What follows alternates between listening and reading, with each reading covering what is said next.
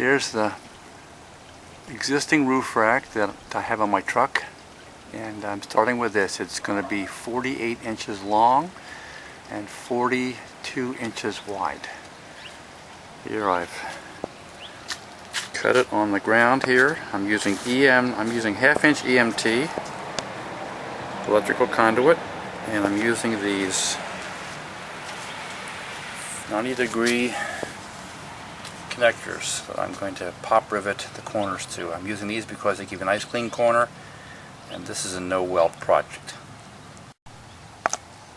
Here's another detail of the corner we're using. Since this is a non-weld project, we're using 5/32 aluminum rivets, pop rivets. And so here again I've screwed it in, tightened it, and then I've pop riveted on both sides to make it more rigid. We'll be using this throughout the project.